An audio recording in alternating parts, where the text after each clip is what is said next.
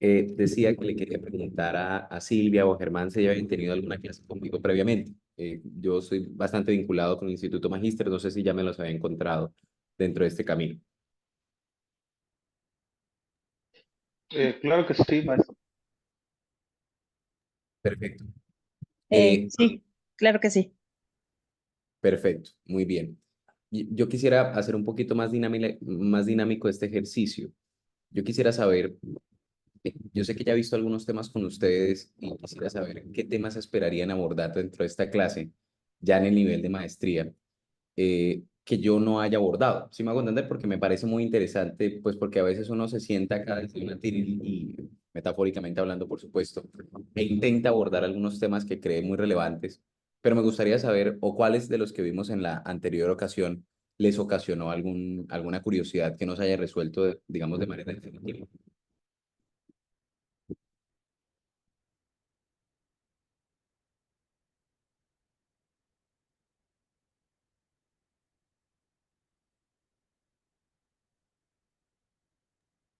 Maestro, disculpe, no lo alcancé a escuchar, tengo problemas con mi audio.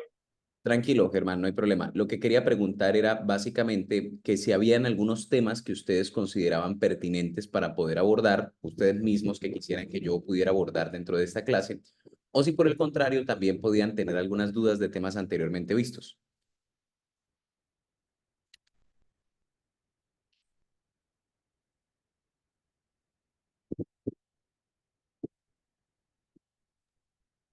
En lo personal, nos abocaríamos al temario que usted trae. Perfecto, muy bien. Entonces, yo lo que primero que quisiera abordar con ustedes y con esto quisiera abrir la clase en este momento es con un problema que a mí me ha interesado mucho. Quisiera presentárselo, saber qué opinan y ver cómo esto podría, digamos, tener algunas críticas de parte de ustedes. Les voy a hablar de algo muy importante para mí, que es mi tesis doctoral. Yo actualmente estoy terminando mi doctorado y como saben ustedes, a los doctores nos piden la elaboración de una tesis de investigación. Hay algunas diferencias entre los conceptos de la licenciatura o el pregrado que nosotros llamamos, la maestría y el doctorado. Esas diferencias principalmente tienen que ver con los requisitos para poder graduarse. Me voy a explicar brevemente. Permítanme un momento que es que quiero quitarme ese fondo de pantalla. Perfecto. Hay algunas diferencias dentro de ello. La primera diferencia es que dentro del pregrado, en algunas ocasiones se exige al estudiante eh, tener un conocimiento o demostrar que tienen la solvencia en un conocimiento profesional. Por eso a veces se les pide sustentar algunos papers o algunos documentos. Pero ya en el nivel maestría, en algunas instituciones, cuando la maestría es investigativa, se le pide al estudiante de maestría que realice un documento o una investigación en la que pueda demostrar que maneja un tema con experticia, es decir, que es maestro en algo, que puede incluso dar cátedra de un tema. Entonces puede explicarlo. Ha dominado un tema al nivel en el que puede explicárselo a cualquier persona. Eso significa en estricto sensu ser magíster. Y por otro lado está el doctor. Eh, el doctor o la premisa de doctor tiene que ver con que ya es capaz de producir un conocimiento que no se ha producido anteriormente. Es decir, que ninguna persona ha abordado. Este tipo produjo algo nuevo y por eso es un doctor, es lo que uno suele considerar, ¿bien? Dentro de la escala de expectativas de conocimiento. Por eso el mayor reto de todos los doctores o los que pretendemos serlo en algunas universidades es nuestra tesis doctoral. Casi, si ustedes se dan, por ejemplo, a España a hacer un doctorado u otras instituciones, se van a dar cuenta que hay instituciones que ni siquiera tienen clase, porque abordan de manera muy fuerte el tema de la tesis. Dentro de esos me encuentro, es decir, me encuentro dentro de esa línea de investigación en la que estoy abordando. Yo creo que en algún momento les había comentado algunas apartes de mi tesis, pero quiero exponerla de manera un poco más detallada con ustedes. Eh, quien se ha dedicado a un proceso penal, quien ha ingresado de alguna manera a un proceso penal, ya sea como abogado litigante, procurador del Estado mexicano, dentro de México, o fiscal en Colombia, o en el rol investigativo, o como testigo, en las versiones que quieran, quien se ha dedicado al proceso penal de alguna forma, pues tiene una premisa muy importante y es que siempre en un proceso penal va a haber un testigo. Es decir, al menos siempre en el juicio penal va a haber uno. Cosa que no ocurre en muchas oportunidades en juicios de orden civil, por ejemplo, porque a veces puede ser netamente un ejercicio documental, la práctica de la prueba. Se puede resumir en pruebas documentales. Y cuando eso es así, pues las personas eh, siempre van a tener una pregunta en el proceso penal. Y es, ¿le puedo o no le puedo creer a este testigo? Es decir, el juez penal siempre se enfrenta al problema de creerle al testigo. Ese es un problema que radica en el juez penal eminentemente. Y esto tiene que ver con el tema de estudio dogmático de las pruebas. Obviamente que vamos a abordar un temario, digamos, desarrollado, pero quiero empezar con esto, para despertar en alguno de ustedes alguna curiosidad. Como siempre se enfrenta el problema de la credibilidad del testigo y de su fiabilidad, pues el juez intentó en algún momento poder resolver este problema de muchas formas, el problema de creerle al testigo. Una pregunta importante, o al menos una aclaración importante que quisiera realizar. Miren, resulta, apreciados colegas, que cuando yo digo que las personas se enfrentan al problema del juez, de la credibilidad con el juez penal, o que el juez siempre se enfrenta a un testigo dentro del proceso penal, es porque de manera general, así se quiere incorporar un documento dentro del proceso penal, se requiere de lo que nosotros llamamos un testigo de acreditación, es decir, de un vehículo a través del cual el documento puede ingresar. Uno no le puede entregar en ningún ordenamiento jurídico que se predique con reglas mínimamente acusatorias, uno no le puede entregar un documento a un juez lonja mano, es decir, porque yo quise, entonces se lo entrego de manera directa. Tengo que primero agotar unos pasos previos a través del testigo que hizo el documento, que recopiló el documento o que participó en su elaboración de alguna manera o que lo haya firmado. Esas son las reglas que tiene nuestro ordenamiento jurídico al respecto. Ese es el paréntesis que quería hacer para que entendieran de dónde viene mi afirmación de nunca hay un proceso en el que un juez como mínimo nos enfrente, al menos un juez penal, como mínimo nos enfrente a una prueba de orden testimonial. Ahora, aclarado eso, voy con el problema. ¿Cuáles fueron las formas en las que los jueces penales intentaron solventar el tema de la credibilidad de los testigos? Pues bien, anteriormente, dentro de los ordenamientos jurídicos atávicos, que suelo llamarlos así, es decir, los más viejos, señalaban que los testigos y en general los medios de prueba, tal como una carne, pueden pesarse. Es decir, que existía alguna especie de peso dentro de los testigos. Entonces, se decía que, por ejemplo, el testimonio, hay ordenamientos jurídicos en los que se pueden encontrar afirmaciones como que los testimonios de 3 hombres libres pueden valer lo mismo que el de una mujer, perdón, los testimonios de 3 mujeres valen lo mismo que el de un hombre libre. Es decir, que si 3 mujeres afirman la existencia de un acontecimiento, de un hecho, y un hombre libre, se entendía un hombre libre que no fuera esclavo y que por supuesto tuviera capacidad económica, decía lo contrario, pues básicamente ese dicho de las 3 mujeres era anulado. Casi que podía sopesarse la prueba. Posteriormente eso intentó racionalizarse de otra manera, entonces dijeron, por ejemplo, que bajo lo que nosotros llamamos como tarifa legal o prueba tasada, que los testimonios no se podían producir frente a ciertos acontecimientos, es decir, que a las personas les estaba prohibido declarar acerca de ciertos hechos, porque esos hechos estaban reservados a la documentación.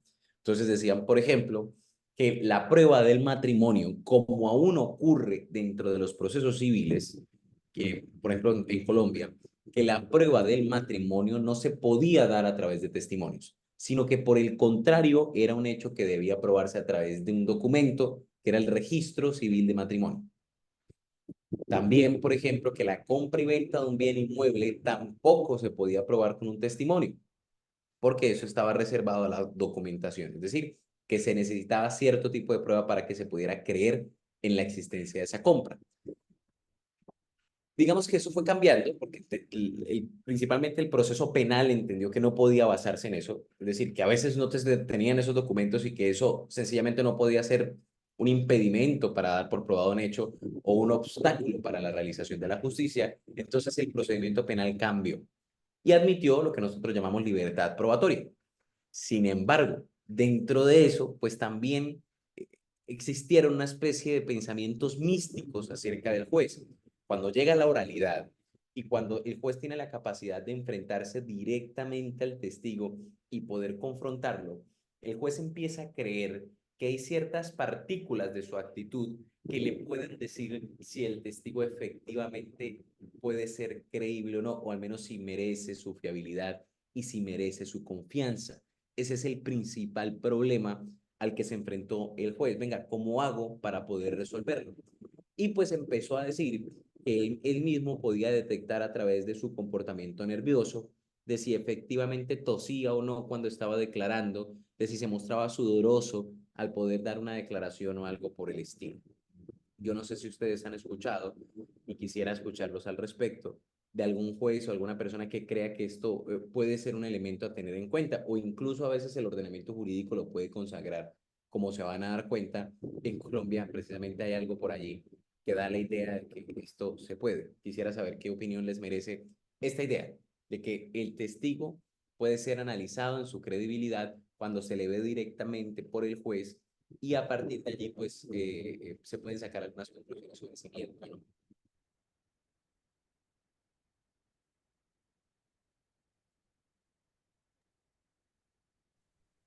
Pues no me ha pasado, pero yo sí opino que sí se puede ver la forma en que la persona está compareciendo, está declarando, si le Sí, sudan las manos, si se distrae con la mirada, si se pone nervioso, si no se acuerda bien de las fechas, de la distancia, de la hora, si empieza a titubear. Entonces ahí sí yo siento que ahora en el nuevo sistema acusatorio pues se puede ver, afortunadamente que ya las audiencias son en presenciales, se puede ver que el testigo está mintiendo, porque en el viejo sistema pues no teníamos esa situación, sino que todo lo hacía y lo armaba el Ministerio Público con sí, testigos que podían ser falsos, con testigos que a lo mejor ni siquiera comparecieron, nada más está el INE, bueno, el INE que se llama aquí el INE, ahí para. y ya, ¿no? Nada más se iban ya.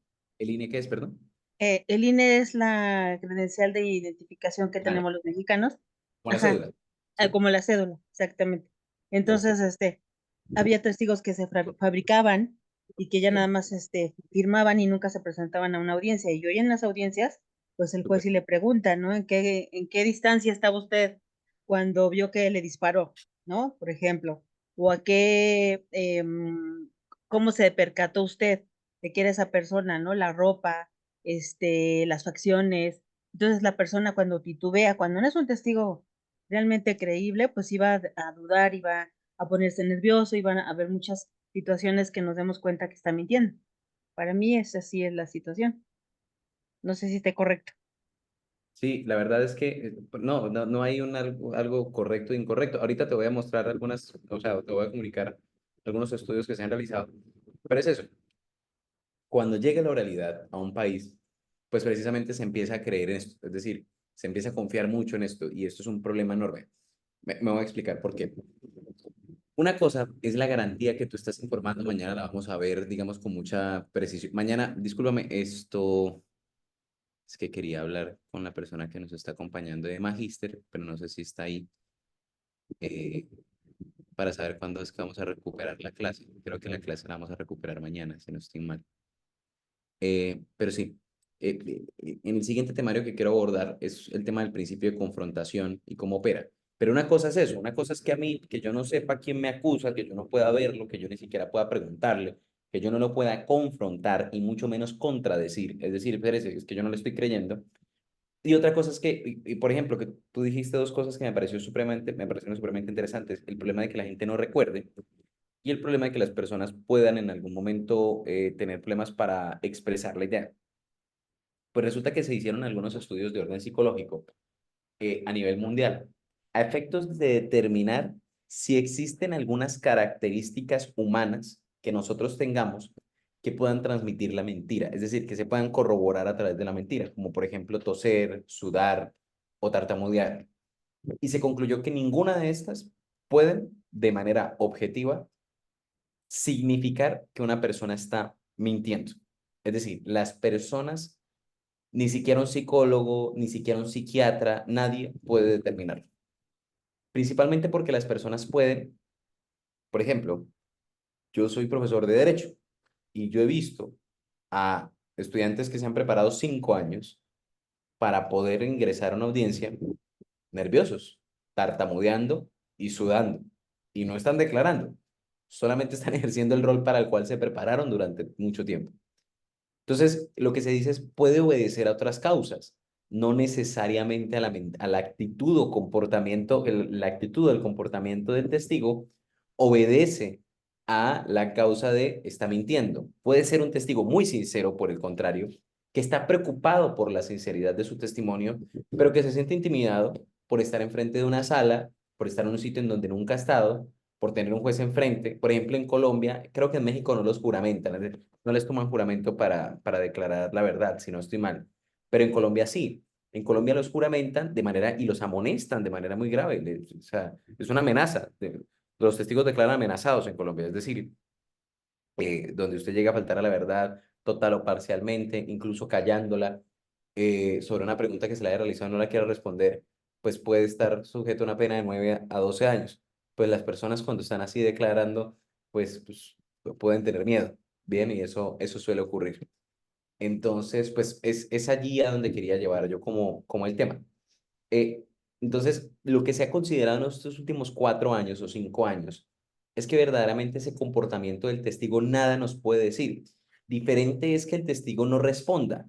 Diferente es que el testigo, por ejemplo, cambie de versión durante el juicio o muy rápidamente cuando se encuentre siendo confrontado, vaya a modificar sus versiones o sus declaraciones para poder variar esa situación.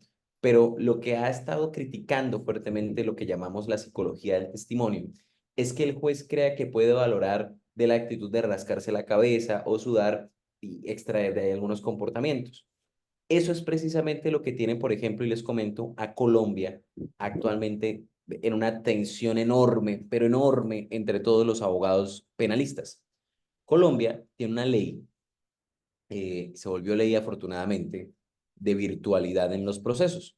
Entonces, la totalidad de los procesos virtuales de los procesos judiciales en Colombia se volvió virtual. Nosotros ya casi no vamos a salas de audiencias, por decirlo de alguna manera. Y eso era así. Pero resulta que esa ley decía que la práctica de la prueba en todos los procesos debía ser presencial. Entonces, no, la práctica de la prueba queda presencial. Entonces, la audiencia de juicio oral en materia penal presencial, la audiencia de juicio de los procesos civiles presencial, todo presencial. Entonces, nuestro Tribunal Constitucional, que es la Corte Constitucional Colombiana, analizó la decisión y dijo, no, me parece que es como exagerado, me parece que es exagerado, no necesitamos que vayan presencialmente. Entonces dice, todos los procesos, civil, laboral, lo que quieran, va a ser virtual, es decir, se puede la virtualidad.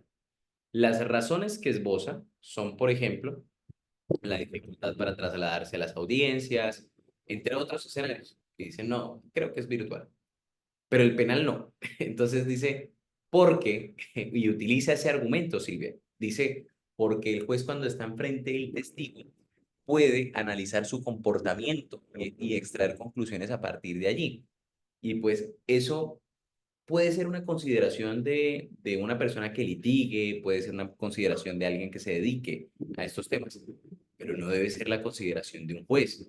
Porque es que el juez entiende, o al menos debería entender, que no puede sacar conclusiones a partir de ese comportamiento, que lo mismo da en realidad una audiencia de orden virtual que de orden presencial, porque en efecto lo que va a requerir el juez es la información que otorga el testigo y que esta información no se encuentre viciada, por supuesto, no se encuentre viciada por coacciones o algo por el estilo.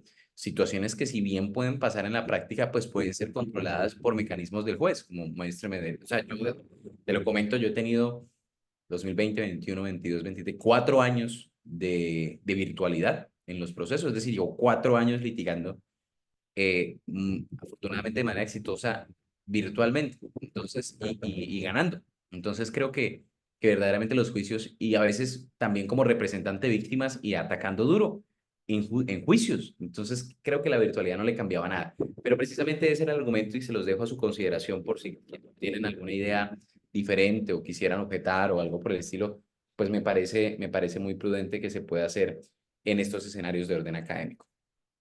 Bien, continúo entonces, permítanme un momento. Perfecto. Entonces, viendo este desarrollo, se crearon entonces unos mecanismos a través de la doctrina de cómo valorar entonces correctamente un testigo. Entonces se dijo, bueno, entonces vamos a utilizar sana crítica, que va a ser parte de los componentes que vamos a ver dentro de este desarrollo académico. La sana crítica, obviamente se los estoy enunciando y les repito, la idea de iniciar con mi tesis doctoral es despertar curiosidad solamente. La idea de la sana crítica es sencilla, es corregir la forma en la que se razona para valorar cualquier medio de prueba, incluso la prueba testimonial. Entonces vamos a corregir, a darle un toque de corrección a eso, es decir, para que el razonamiento sea formal y correcto.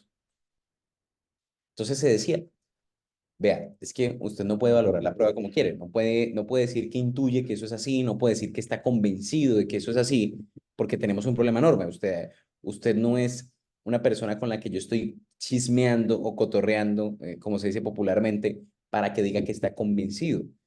No es el problema del convencimiento del juez. El juez no se convence de nada porque no cree ciegamente en algo, como cuando la pareja le dice, créeme que no te fui infiel, entonces el tipo se convence, ah, no, sí, no me fuiste infiel. No, el juez no es eso. El juez tiene que razonar al respecto, es decir, derivar algunas reglas de pensamiento formal. Y para corregir ese razonamiento del juez se creó la sana crítica. Y se dijo, vea, al menos la forma de razonar suya, señor juez, tiene que estar dotada de tres elementos. Bien, las reglas de la lógica, las reglas de la experiencia y las reglas de la ciencia. Entonces, ¿qué le dicen? Venga, la lógica tiene unas reglas y usted debe conocerlas. Su razonamiento no puede desobedecer las reglas de la lógica formal. Entonces, cuando ustedes entran a estudiar lógica formal, se van a dar cuenta que las proposiciones de las personas tienen algunas reglas. Yo no sé si las hayan visto de pronto en otro módulo como argumentación o algo por el estilo, pero sí me interesa que las puedan conocer, al menos como quien dice, eh, así sea de un pequeño paso. La primera regla que deben conocer es una de las reglas formales más importantes de la lógica, el principio de identidad, que les dice, ya lo habéis visto, perdón, corrijo, para no detenerme mucho en ello, si no lo han visto, pues por supuesto, cada uno.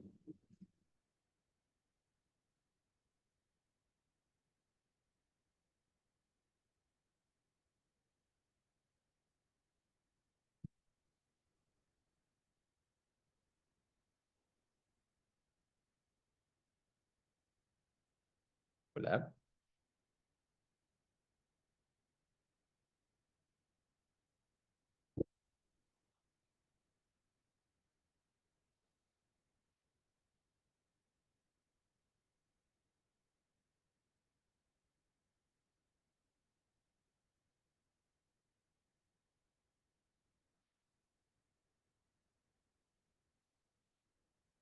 Hola, hola, hola.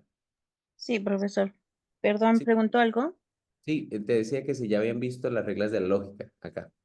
Em, bueno, en los otros temas sí, sí vimos un poquito de la lógica, Sí, ¿en que era cuál? la corriente y validez del pensamiento que se llevaba a cabo en la lógica formal, Sí, ya sea para prescribir de alguna manera la materialidad de las cosas, o los principios o las leyes. sí, Más o menos de lo que me acuerdo. sí, y las analizaron en ese momento bajo las reglas de la principio de identidad, no contradicción y tercero excluido. De contradicción, sí, Sí, sí, bueno, lo analizamos. pasaré por él brevemente solamente para recordarlo y Sí, posteriormente está con... bien, sí, porque creo que ya se nos olvidó un poquito. Perfecto, está muy bien, no Es hay que ningún... no le había escuchado la pregunta, perdón. Tranquila, no hay problema, yo puedo entenderlo. Entonces, miren, les decía que este fenómeno de la sana crítica Pues fue estudiado a partir de lo que se conoció como las reglas de la lógica, las reglas de la experiencia y las reglas de la ciencia. Entonces se decía, por ejemplo, vean, primero, reglas de la lógica. Señor juez, al momento de usted poder analizar o realizar la argumentación o valoración de la prueba, tiene que razonar conforme a las reglas de la ciencia. Entonces, ¿qué es eso? Vea, señor juez, usted me tiene que decir a mí cómo valoró la prueba, pero respetando los lineamientos mínimos. El primero, la primera regla de la lógica, el principio de identidad. Una cosa solo es idéntica a sí misma. Es decir, cuando Pedro dio su declaración, usted solamente puede entender de la declaración de Pedro la misma declaración de Pedro. Porque cuando usted cambia o altera su declaración y le da un contenido que nunca tuvo, usted está violando o realizando una ruptura de esa regla de la lógica. Me voy a explicar. Dentro del ordenamiento jurídico colombiano, por ejemplo, existe la figura de la casación penal, es decir, yo puedo recurrir ante la Corte de manera extraordinaria para irme en casación y corregir los yerros del fallo de primera y segunda instancia. Eso es una especie de demanda de casación que se realiza. Y una de las causales de la demanda de casación es el falso juicio de identidad. Entonces, se realiza un problema que tiene que ver con la valoración de la prueba, los errores de hecho, y una de las causales es el falso razonamiento, el falso raciocinio por el falso juicio de identidad. Es decir, el juez razonó equivocadamente sobre el concepto de identidad del testigo. Entonces se dice, bueno, ese falso juicio de identidad se puede dar por suposición, el juez supone la existencia de un medio de prueba que no hay, es decir, no es idéntico a lo que hay, por supresión o por adición. Entonces el juez violó la identidad del testimonio al reducir la carga o el contenido que tenía, la información que estaba dando, omitió que el testigo en realidad dijo que él estaba borracho cuando estaba viendo al testigo y no lo valoró, no lo tuvo en cuenta, o por alteración. Entonces, vea, el juez lo que hizo fue torcer la declaración del testigo para hacer ver que dijo una cosa que nunca dijo. Ese es el primer fenómeno, el tema el principio de identidad, que dice gramaticalmente que una cosa solo es idéntica a sí misma. ¿Estamos claros hasta ahí, apreciados colegas? Sí, sí, profesor. Perfecto. Por otro lado, se encuentra el principio de no contradicción. Bien, el principio de no contradicción les dice que una cosa no puede ser y no ser al mismo tiempo. Y esto se suele ver cuando en algún momento algunas de las valoraciones de los jueces, como por ejemplo un homicidio o qué sé yo, ser testigo de un hecho delictual cualquiera, suponen que mencionan que un testigo que dijo haber estado, por ejemplo, en el parque viendo, no sé, pasar palomas con su novia, también afirma haber estado en el lugar de los hechos donde ocurrió el testimonio. Entonces, generalmente este tipo de manifestaciones se hacen en los alegatos de los abogados utilizando este principio, el principio de no contradicción. Una cosa no puede ser y no ser al tiempo. O el sujeto estaba en un sitio o estaba en el otro, pero al tiempo no podía estar. Es decir, las negaciones y las afirmaciones existen de manera inequívoca. No pueden darse al tiempo. ¿Bien?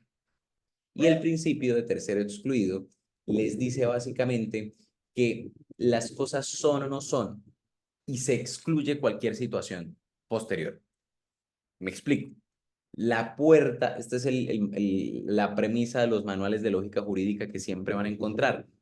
La puerta está abierta o cerrada, pero nunca las puertas están semiabiertas o semicerradas. Punto.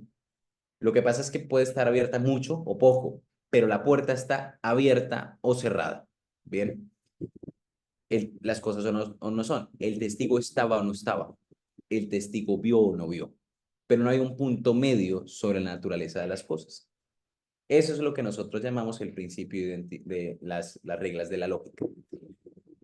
Por el contrario, las reglas de la experiencia tienen una forma de razonar diferente.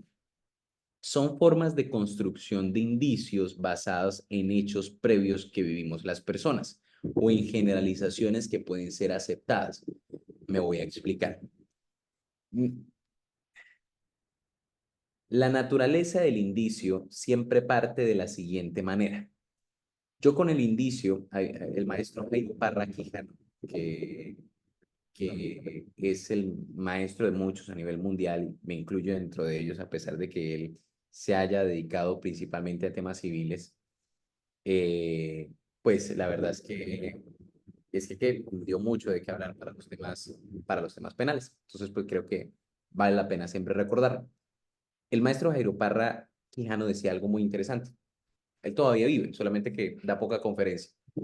Pero en sus años mozos, decimos nosotros, él explicaba el indicio de la siguiente manera. Él decía, miren, el indicio es como la mano mugrosa, decía, de un bebé, de un niño de 4 años, que le señala al padre, incluso con un moco, decía, en el dedo, en el estante, un helado. El niño señala el helado. Dice, el indicio no es el moco que se encuentra en el dedo, ni el mugre que se encuentra en el dedo. El indicio es la forma en la que el padre puede entender que lo que el niño quiere no es mostrarle su dedo, sino lo que está señalando el dedo, es decir, el helado. Con esta figura en la cabeza, yo quisiera que ustedes pudieran entender la distinción entre el indicio y los componentes de él.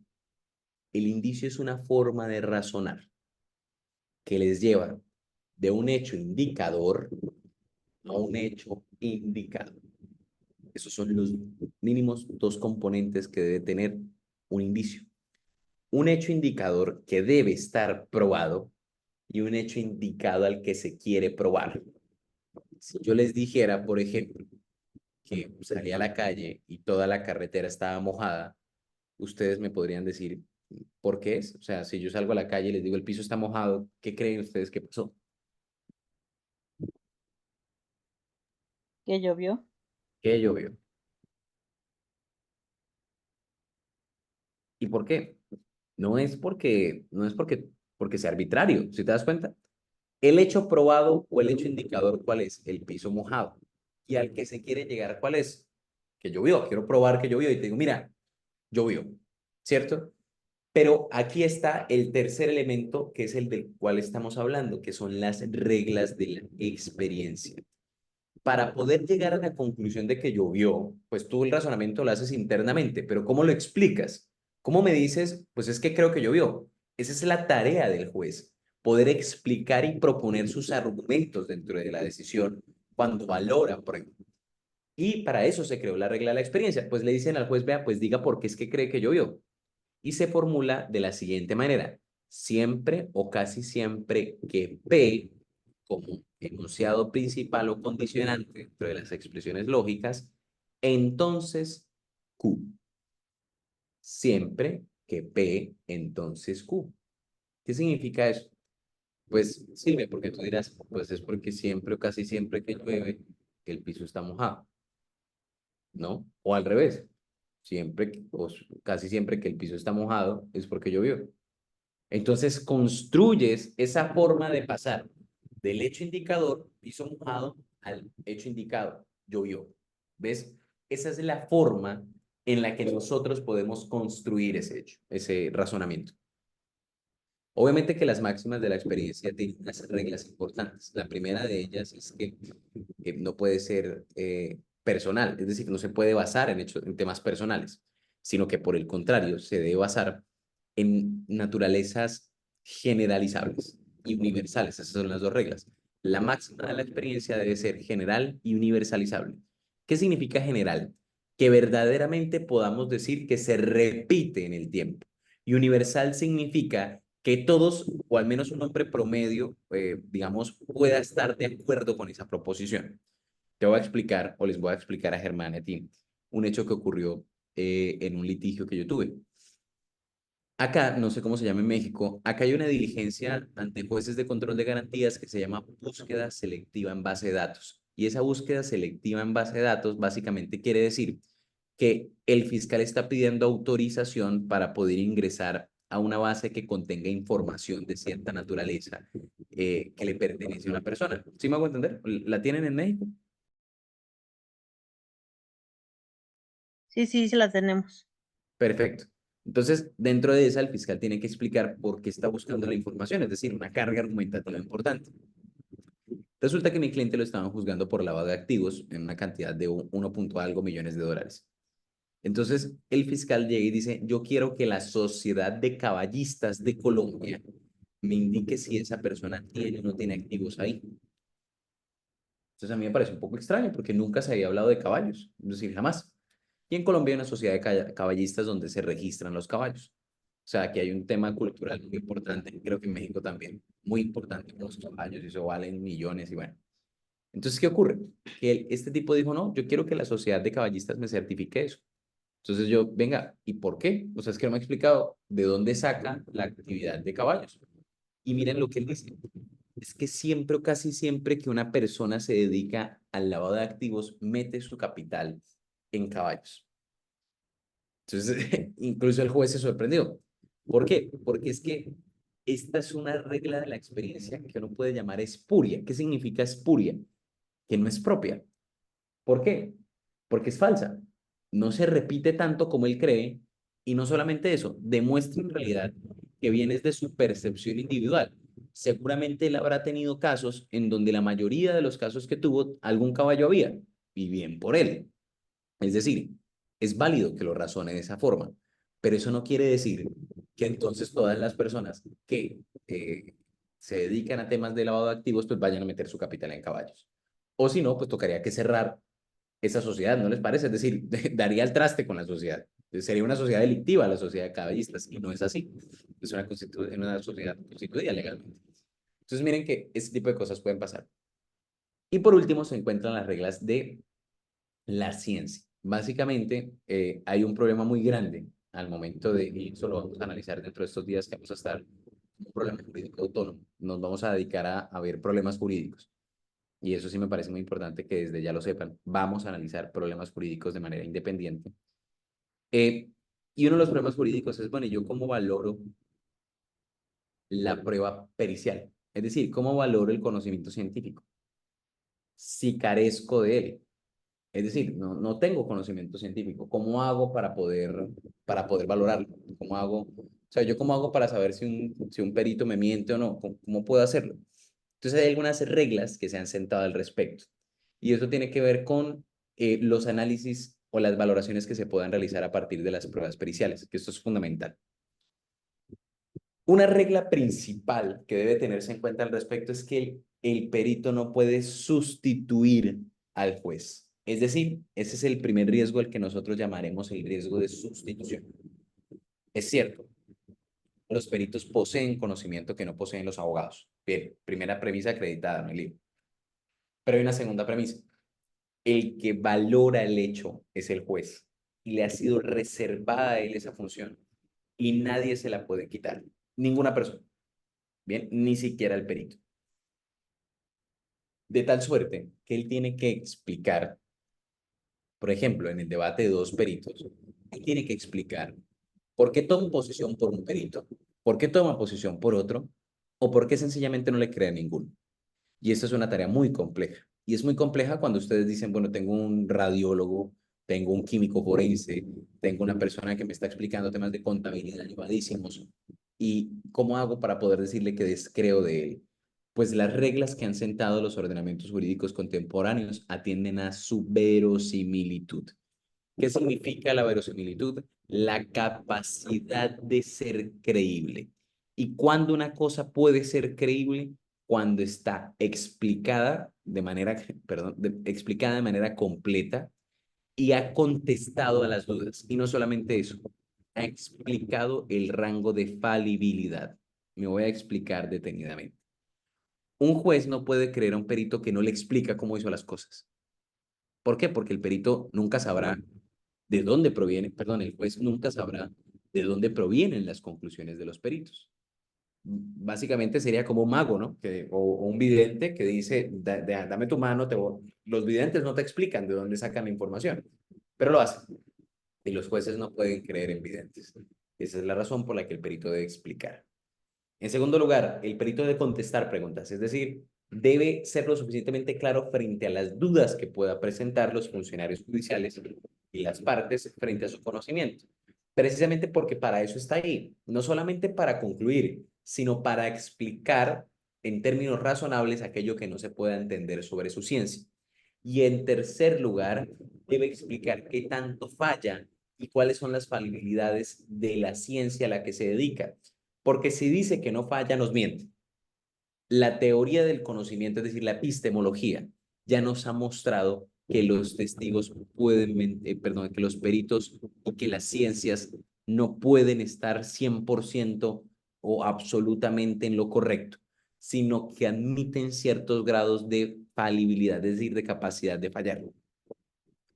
Ustedes habrán escuchado, por ejemplo, que la prueba pericial de ADN es infalible, que es el 99.999%, cosa que en estricto senso, es decir, cuando se realiza el análisis del match, pues es cierto. Es decir, sí puede ser que se realice en un 99,9%. De hecho, es un 99,9902.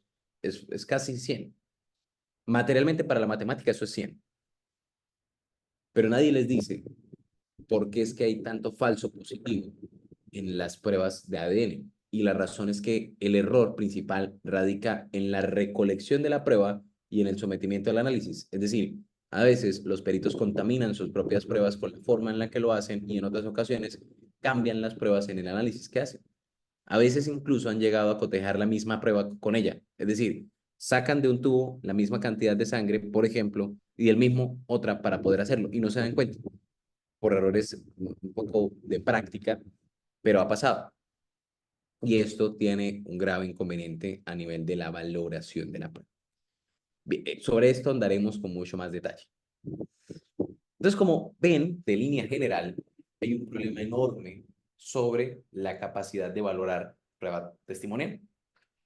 Pues bien, resulta que al parecer la neurociencia tiene una respuesta.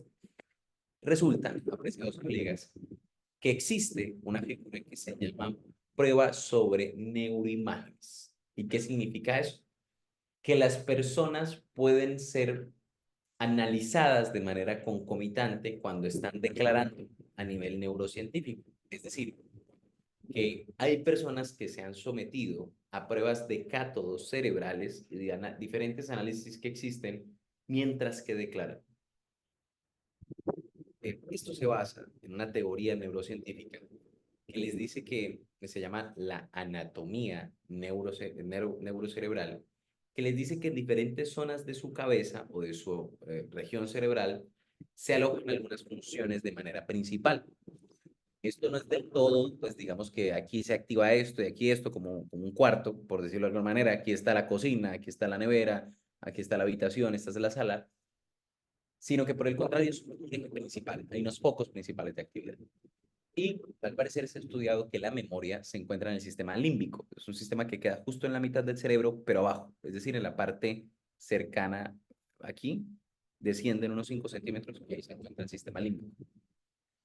Resulta, apreciados colegas, que dentro de ese sistema límbico al parecer se encuentra la memoria y es posible detectar si ese sistema límbico se activa cuando la persona está declarando o si por el contrario se activan otras áreas del cerebro como la imaginación.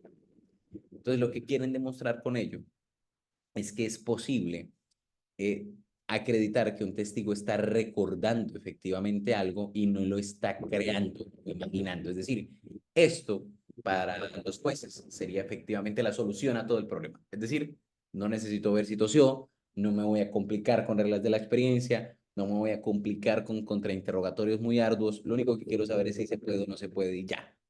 Y que me responda. Pues bien, ojalá fuera así de fácil, pero lo cierto es que los estudios están muy recientes. Me estoy dedicando a eso, a estudiar eso en mi tesis doctoral y ver qué tanto ha avanzado. Bien, les cuento algunas conclusiones a las que hemos llegado. Lo primero es que verdaderamente no se sabría la verdad. Hay un concepto entre la veracidad y la verdad y lo falso y la mentira. Son cosas diferentes. La veracidad es aquello que, o la verosimilitud es aquello que puede ser creíble, es decir, que intenta corresponderse con la realidad. Mientras que la verdad es la manifestación moral que yo te doy sobre algo. Yo te juro que, no sé, estoy en culto, por ejemplo, no estoy alterando nada. Pero la mentira y la falsedad son cosas diferentes. Me voy a explicar. Imagínate, Silvia, que yo soy daltónico, es decir, que yo confundo los colores. Y te digo, mi corbata, y veo mi corbata, o mejor veo este pañuelo, y lo veo rojo. Bien, soy daltónico. Entonces, cuando me preguntan en el juicio de qué color es el pañuelo, yo digo rojo. Bien. Cuando yo digo que el pañuelo es el rojo, yo no te estoy mintiendo, yo te estoy diciendo la verdad. ¿Por qué? Porque no ha mutado mi percepción del hecho con lo que te digo. Si te das cuenta, no te miento, pero lo que estoy diciendo es falso. Es decir, no hay verosimilitud en mi declaración. Esa es la diferencia importantísima. Por lo que si alguien me conectara unos cátodos y todo lo que quieras, pues va a ver que es cierto, pero no se va a corresponder con la verdad. Si te das cuenta, ese es el primer y más grave problema. Y el otro problema tiene que ver con los límites de esto. Es decir, bueno, si esto fuera verdad o si llegara hasta allá la ciencia, verdaderamente podríamos exigirle al acusado, por ejemplo, o a un testigo que pase por esto. Al acusado creería que no. Me parece que no. ¿Por qué? Porque pues, tiene derecho a la presunción de inocencia, no autoincriminarse, entre otros. Bien. Para el testigo, que no tiene ninguno de estos derechos. Al testigo que, por el contrario, puede ser forzado a comparecer a una audiencia. Se le puede obligar a ir, conducido por la policía. Y es ahí donde entra un dilema de orden filosófico muy interesante que les recomiendo revisar y es el derecho a mentir. Las personas en Colombia no tienen derecho, o en ningún ordenamiento jurídico tienen derecho a mentir, salvo los acusados. Es decir, los acusados no pueden mentir sobre sus propios hechos. Es una garantía. Pero las personas deben tener derecho a elegir si mienten. Es decir, a decir, yo no voy a pasar por eso, yo no me voy a dejar analizar de esa manera, yo veré si miento y aplíqueme las consecuencias que usted quiera aplicar. Eso es básicamente, por ahí va el desarrollo de la tesis doctoral. Quería comentarlo con ustedes. Si tienen alguna pregunta, si tienen alguna duda, pues me encantaría poder contestarla o absorberla. Para mí sería fascinante.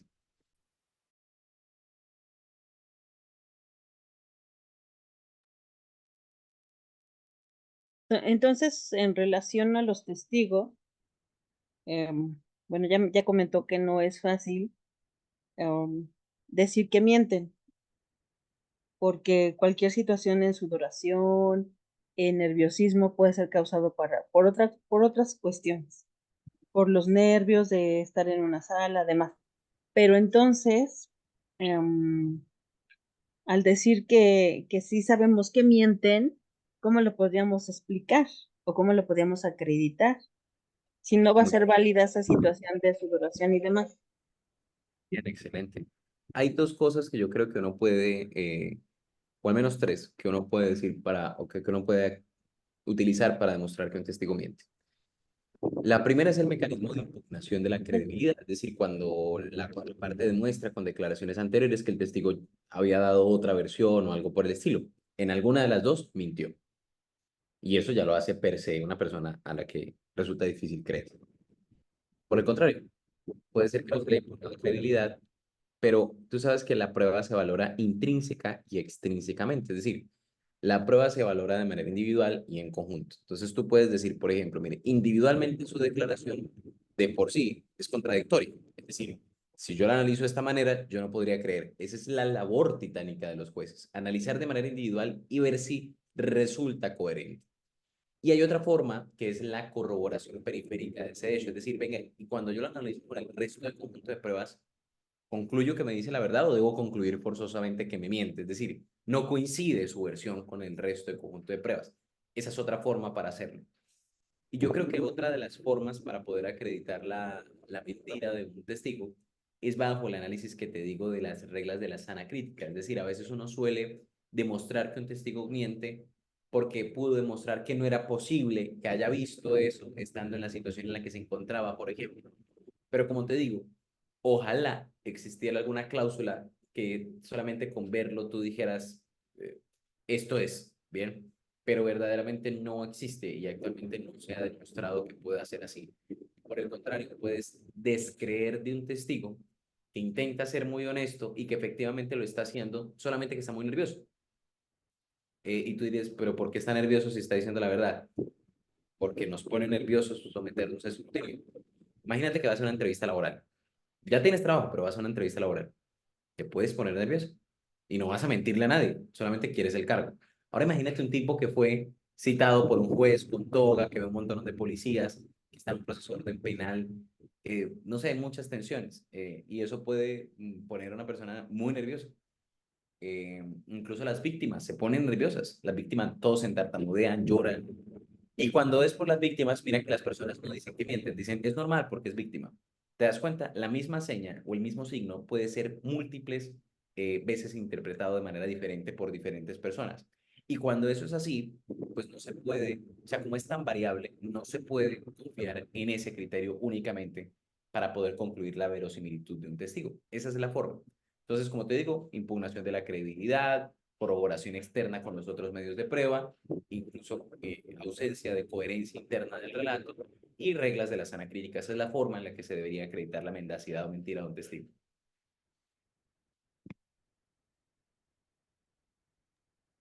Ok. Bueno, yo le quiero platicar una anécdota. Sí, Cuando yo trabajé, bueno, yo trabajé en Ministerio Público 23 años. súper. Y nos tocaba en el viejo sistema que era averiguación previa, comparecer a los denunciantes. En ese tiempo, pues sí nos dábamos a veces cuenta que el denunciante nos estaba mintiendo, Sí, porque al momento de que nos narraba los hechos y demás, llegábamos a hacerle un como interrogatorio y era cuando le decíamos, ¿sabes qué es que nos estás falseando declaración? Y lo poníamos a disposición de la policía. Cuando sí, se llega a acreditar en ese momento en México, había mucho lo que era el robo de celulares, ajá. que la gente denunciaba para que con la denuncia les otorgaran otro celular, Ah, que sí, lo del después seguro. ajá, sí, sí, sí, después se modifica la ley y ya no lo hacen grave la falsedad en declaración por un celular porque iba mucha gente, se iba mucha gente detenida. En ese Sí, momento nosotros sí nos percatábamos que al momento de que nos decían, no, pues es que íbamos caminando en cierto lado, pero salió un tipo con una arma y luego se confundía y decíamos, no, es que está mintiendo. Lo sí. pasábamos con policía de investigación, bueno, policía judicial en ese momento, que ahora es policía de investigación, y ya nos decía, ¿sabes qué? Sí, ya nos dijo que está mintiendo porque quiere cobrar el seguro. Entonces, en ese momento nosotros sí nos percatábamos al momento de la narración de los hechos que sí nos mentía. Pero mira que, supremamente interesante porque estás utilizando esto, estás utilizando un análisis. O sea, ¿por qué te das cuenta que miente? Porque ya no coincide. Si ves el análisis de la coherencia interna, es decir, no, espérate, es que me estás cambiando las versiones. ¿Por qué? Si me entiendes que ya no obedece a los nervios. O sea, es decir, yo ya no digo está tembloroso, porque puede ser que todo eso coincida, pero lo que estás analizando es otra cosa para concluir que miente. Lo que estás analizando correctamente es, venga, pero ¿por La qué dice contradicción. exactamente las contradicciones? Porque dice que estaba solo, si a esa hora generalmente hay personas, y empiezas a hacer preguntas y empiezas a recabar información y dices, "Ey, pero es que esto, anteriormente dijiste esto, ahora me estás dando otra versión diferente, no, tú me estás mintiendo". Y esa es la conclusión que hacen los jueces. Lo que pasa es que el problema de la valoración probatoria es que eso se ponga en la decisión. Es decir, que se pueda racionalizar el discurso, que es lo más difícil de hacer. Pero excelente. Así es, sí, sí, sí, era otra situación diferente. En relación a Súper. lo de los peritos, pues también es totalmente diferente hoy en día porque antes los Sí, peritos se vendían, los peritos cambiaban su versión. En choques, por ejemplo, los peritos de sí, tránsito, que sí. por dinero decían, no, pues, ¿qué crees que sí pasó así?